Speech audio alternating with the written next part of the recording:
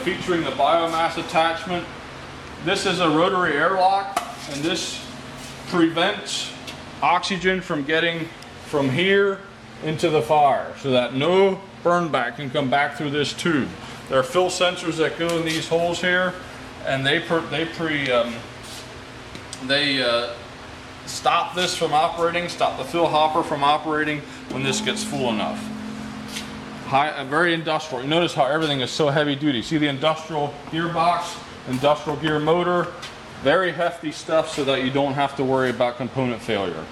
This is a number 50 roller chain, again, heavy duty. This is 18900. It's 18900. Here is the control package.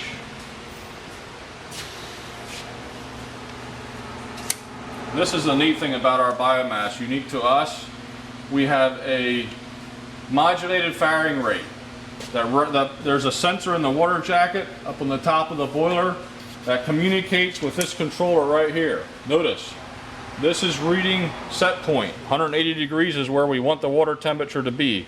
This is reading actual temperature inside the boiler, 72.9 degrees. When I turn this thing on,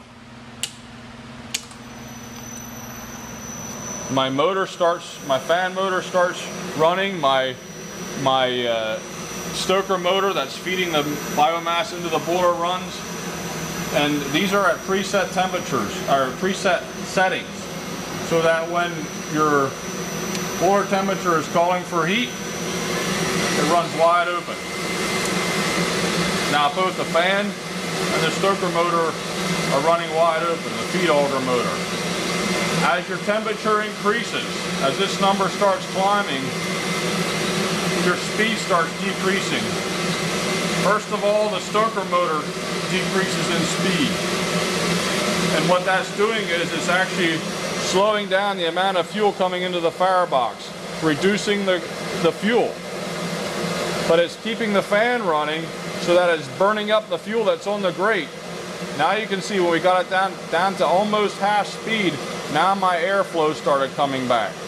And now as the feed is coming back, reducing in speed, my airflow is reducing as well. And this is called matching your fuel to air ratio precisely for complete combustion of your smoke and the highest efficiency. And as your temperature climbs, your speed decreases the whole way down to idle point. And when it gets down to idle point, we have the fan limited so that it runs at a certain low setting, so that we maintain basically a clean grate. The auger speed that's feeding the biomass into the boiler goes all the way down to 5 hertz, which is as low as we can go without reducing motor life. And then what we're doing is we're just keeping enough fuel in there to keep a little fire going. It's not enough to affect the water temperature of the boiler, but it will maintain just a little fire there so that when your demand kicks back on again and your temperature starts dropping from 180 down to 179.9, these speeds will start jumping up. Notice they start moving. See that? I just move it. We just get a little temperature change and it starts ramping up. As your temperature continues to fall, the water temperature in the boiler falls because you have a demand, heat demand, this thing starts ramping up. And the further it gets away from its set point, the faster this thing runs.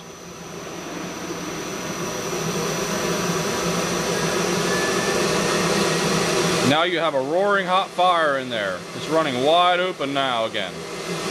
And this would happen at about 25 to 30 degrees below the set point. So I have a set point of 180. Once your water temperature drops down to 160 to 155 degrees, it's running wide open. And then it also has a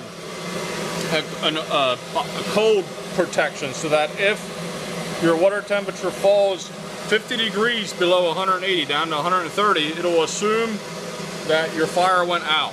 And so it'll shut the whole system off so that you don't fill your firebox full of biomass, pellets, chips, whatever.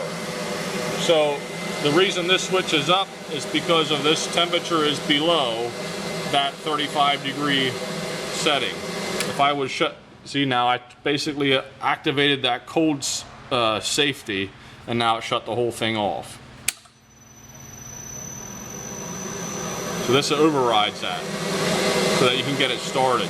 It also has a high limit protection. If it gets up to 190-degree water temperature, it shuts the whole thing off too, so that you don't boil your water.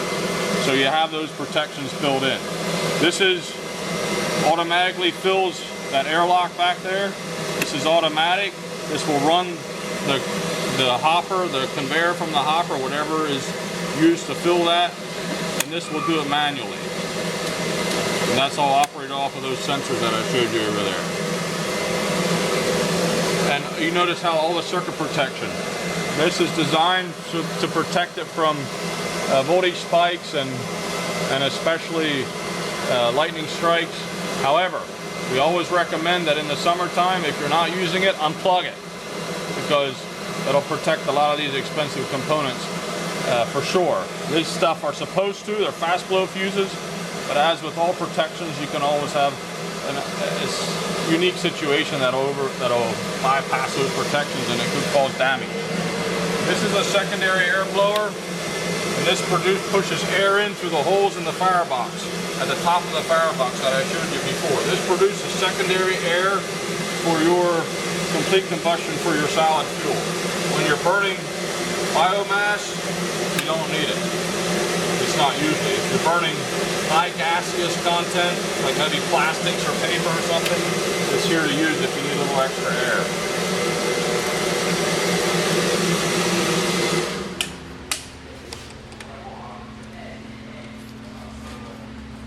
This is the big blower that produces a combustion air, 348 CFMs I think this one produces, to blow up through that V-shaped grate that you saw in the firebox.